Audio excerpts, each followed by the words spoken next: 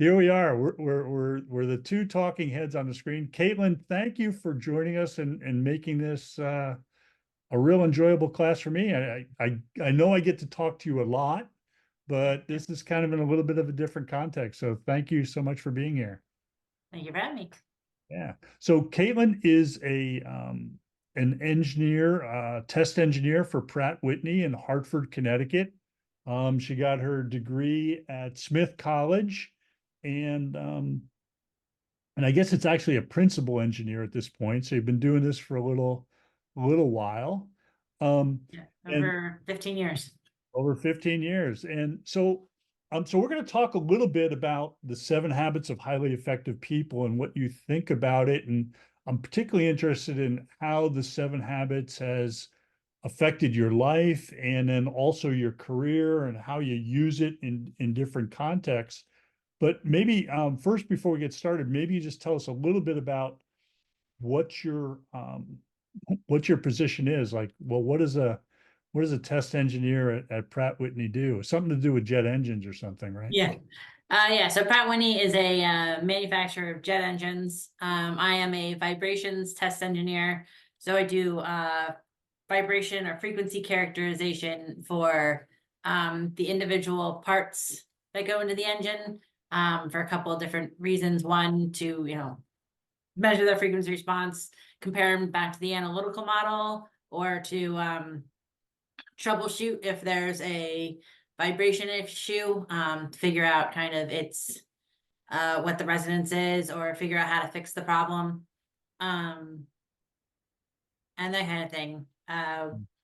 Kayla, it's interesting. So I think about your job sometimes, and every time on the news I hear about, something like a door falling off an airplane, Yeah, or a part flying off an engine at unbelievable speeds and stuff. And I always want to hear real quick, is that a Pratt and Whitney engine, or who's yeah, making those engines? So yeah. That's I always try to figure that out too. You hear about something in the news, and okay, was that GE or was that Pratt and Whitney? And if it's Pratt and Whitney, then all of a sudden there's a bunch of fires that get ignited that people have to then you could potentially be yeah, roped into to trying to solve the problem. A lot of the times though, it's if it is a Pratt Whitney engine, it's not always a vibration problem, or it's something a lot of times on the plane stuff it tends to be the plane as opposed to the engine, which makes that yeah, better for my company in particular. yeah. All the So current stuff is the plane and not the engine. So yeah. Well, yeah, I was always sort of fascinated the first time you sort of, walked me through and sort of showed me the kinds of things you do. And, I also had always had this vision of doing vibration testing on turbine blades, that there were sort of these big airplane propeller blades and stuff. And these things are little sort of short, squat, thick things that who would even think those things would vibrate at all? yeah, And but it's kind of really important that those blades stay intact yeah, for years and years at pretty high speeds and lots of vibrations, right? they're going. Anything that rotates in the engine is just kind of going really fast, and all the other stationary elements around it can start exciting them in different frequency ranges. And you want to make sure while they're spinning, they're not going into a resonance, and they're not moving tons, because the more it moves, the more likely it is to break.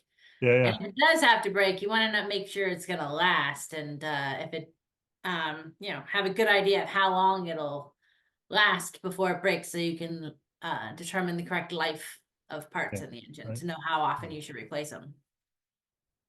So we're geeking out a little bit on the engineering side. So we're talking about 7 habits Yep. of highly effective people, and um, like I said, couple ways. Maybe we could start, since we're on the job and the career side of things. How does 7 habits sort of play into your day-to-day job? Do people at work talk this way? Or are there certain habits that seem to apply more than others at your job at Pratt Whitney? Um, Somewhat. So one of the bigger habits that for my particular day-to-day elements tends to be a lot of the begin with the end in mind and first things first. Trying to figure out what are the what it is I should focus on for each particular day, what's important and urgent, and try to make sure you get those going first. And then when it comes to other things, try to work the important things before they become urgent. Um, and just trying to identify your priorities and what things you need to do first. Yeah. And as opposed to email, it's not always that important or urgent. Um, Other aspects that tend to be pretty important as you get kind of later in the habits is seek first to understand, then be understood. Yeah. And trying to talk to people both in kind of a personal interaction way, and then also a lot of for the technical aspects. There's a lot of, you want to make sure you understand what your customer wants. Because a lot of times somebody comes to me with a specific request. So I want to listen to them about what they want first, and then communicate as well as you can to them. Be like, all right, so I did your test, or this is what we can actually do. Right. Um, and the Yes. more fun activities are when you can do the synergy and get everybody together in a group and figure out how to get something fixed. Yeah, it's a nice arc, from that, because we've talked to the class already about the maturity continuum, going from dependence to independence to then interdependence, where you're working with people, and it's kind of a nice arc through the habits, on how that happens. I know I told you that, you were going to be our first speaker this year, and you fell right after we had sort of talked about the habit to begin with the end in mind and personal mission statements, Mhm. and also the moving into the first things first habit. And you've kind of mentioned both of those already, but I want to step back maybe and look at sort of the personal side of things. I kind of implied to the students, I tortured you with 7 habits of highly effective people as you were growing up. And hopefully now they're a little bit fonder memories than maybe as little kids. I remember we had the 3 habits of highly effective homeworkers, and we had the consequences stick, where if can you pick up this end of the stick without getting the consequences of the other, and that was about how to choose and whatnot. But and I recently know you went through sort of a reevaluation of your personal mission. And I don't know if you heard, but we were sort of talking about, what are your roles? Who are the people in those roles? What are your goals? And what are you going to do about it? Maybe you can share with the students a little bit about, the process that you went through in recently sort of looking at that. And I've got that slide I can share if you want me to at some point, but you can maybe just start out talking about that a little bit. Yeah. Yeah, so a little earlier last year I kind of went through I had taken the specific class as well. I'd come up and I'd create a mission statement, the broad spectrums of what I wanted to try to do, but it wasn't really suiting me anymore. I was having a hard time relating it to the daily um activities and the specific things. So I sort of took a step back and wanted to question myself as what exactly I wanted out of the mission statement, and help me motivate myself to get some of the, vague objectives I wanted to um, have aligned. So I kind of took a moment and went through the list of values, um, through a list of values and be like, these are the values that I find most important and that I want to emulate, and took another look at what my roles are that I wanted to focus on, be a good daughter, be a good sister, be an effective engineer. And I'm qualifying them all right now. So it was pretty much engineer, daughter, sister, aunt, uh, my own healthy and that kind of thing. And then tried to like put the two together, see how which ones I wanted to put into each thing, and then kind of went through and I wrote a series of statements, kind of looking at each role and what that role meant to me in terms of what I wanted to achieve. And then also at the same time doing all of that, tried to put together a overreaching statement that kind of combined them all as to what my overall mission was. And um, so the end came up to be a series of, and I guess you can show the picture, Yeah, Dad. yeah. Yeah. So, I mean, Um, me, so the end turned out to be like a series of I refined it a couple times, and then it was a series of wrote the series of statements on a bunch of cards, put them all together, and I, took an initial picture of it. And then so my overall mission statement was to basically just be a good person and a contributing member of my community. And then each one of those different cards represented a role and some descriptions of what I wanted out of them. And so after putting that together, then I, since, put it up on the wall so I can look at them and kind of tying individual objectives to each one. And then as you can kind of see, I've got a compass. So one of my Christmas presents from my dad was him putting the overall mission statement on the back of the compass, giving it to me to help remind me of what my mission statement uh ended up being. So I have something to refresh and remember. yeah. So it's nice, the fact that my daughter was sort of doing this work and I'm such a big believer in it, that I could, help her sort of reinforce it by giving her that little compass, engraved compass, gift. It was something I found in her mom and I were kind of looking through, we saw the catalog and we said, oh, we could, this would be good for Kaitlin, right? For a Christmas present. But Kaitlin, I'm like, we're looking at the note cards and it's on some sort of book or a spiral bound Oh book yeah. or something. So what's that about? So I wanted something so I could, keep the ones easier to access as opposed to a wall in my house. So I took a picture of it, and I figured I put it on the planner, so it's easy referencing anytime I want to kind of look at it. I've got a chance to kind of look at them. Can't necessarily read them all, but I can, remember which each one was supposed to represent. And then, did you mention the big rocks thing to them yet? No, no. So that's sort of another thing that you and I have been sort of on a journey. I think it started when you took the public Seven Habits class that I taught in San Luis Obispo, and with a bunch of other professionals, you were kind of a guinea pig and sort of came down and actually attended that class after being pretty inundated with it during your childhood. But this was a Yeah. chance for us as adults to talk about it, right? Yeah. And so now we, as a family, so me, dad, and my mom, meet once a week and we kind of go over what our big rocks for the week will be. And so I tend to write my big rocks into this planner um every week. And then I've got the statement and the mission statement kind of on the back of it so I can reference um to help me align the big rocks with my mission. Yeah.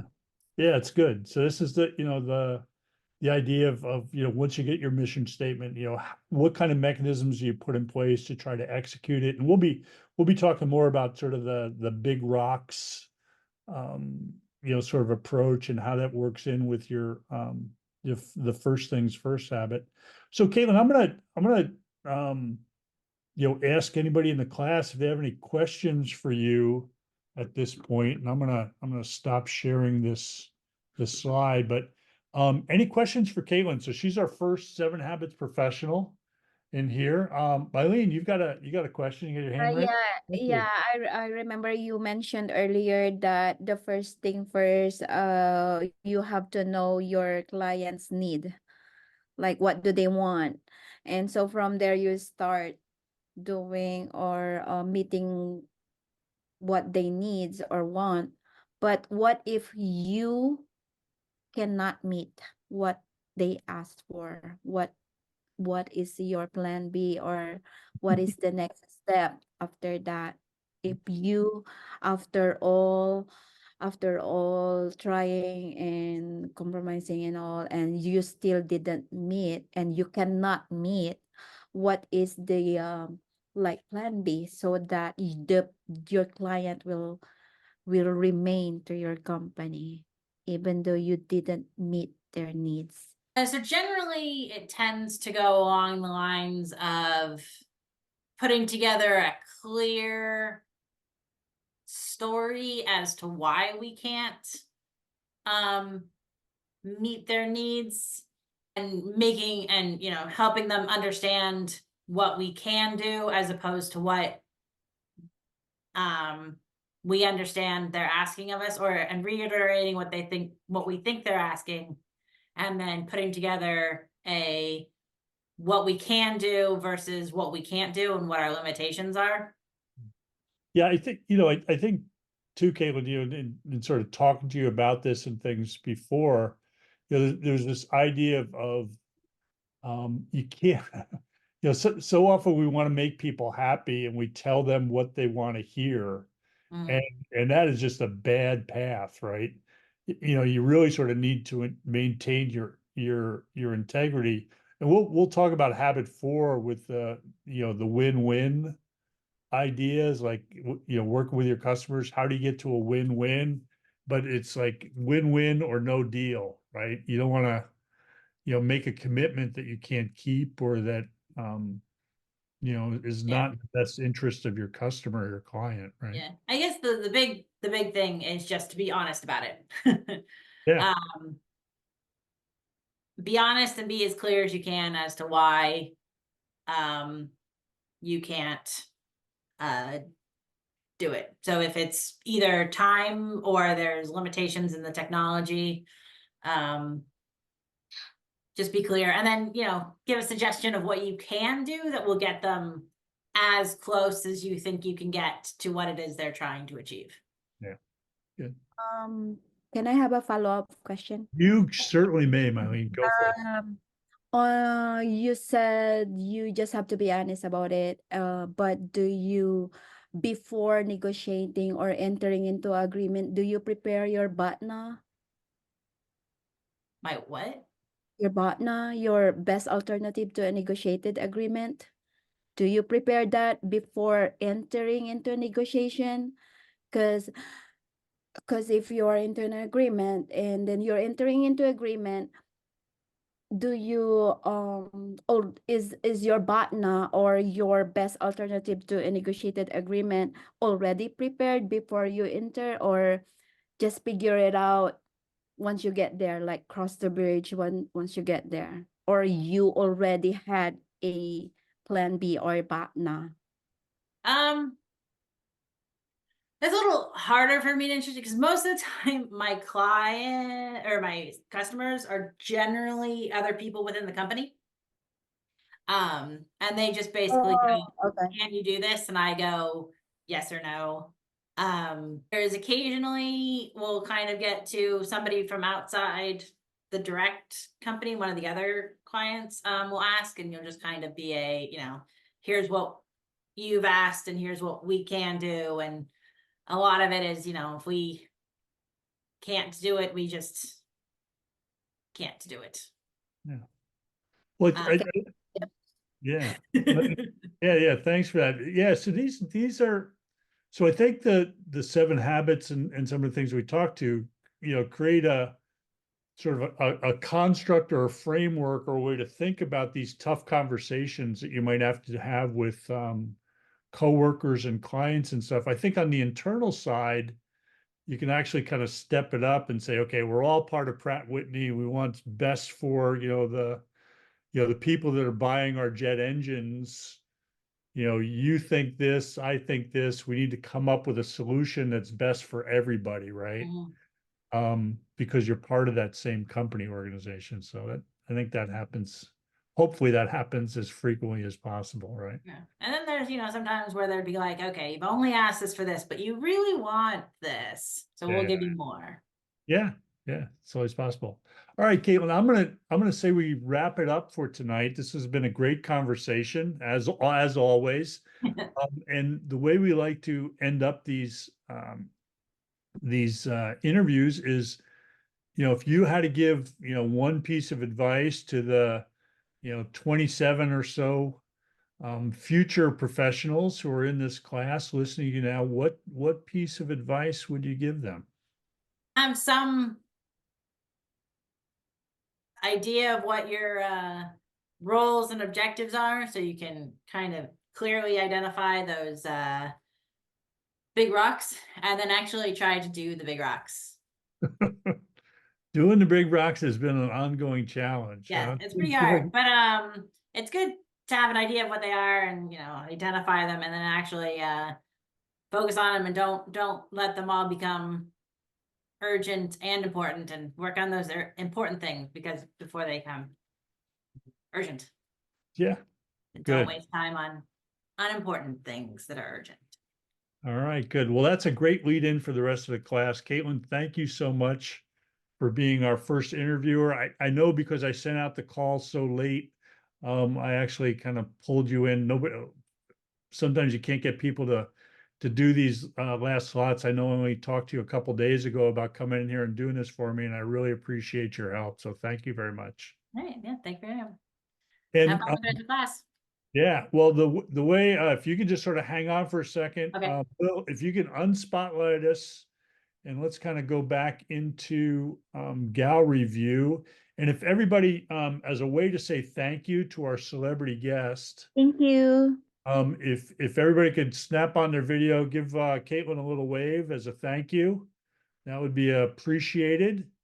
And it's a good way to show some Cal Poly spirit to our Thank you, Miss celebrity guests. Caitlin. All right, thank you very much. Take care.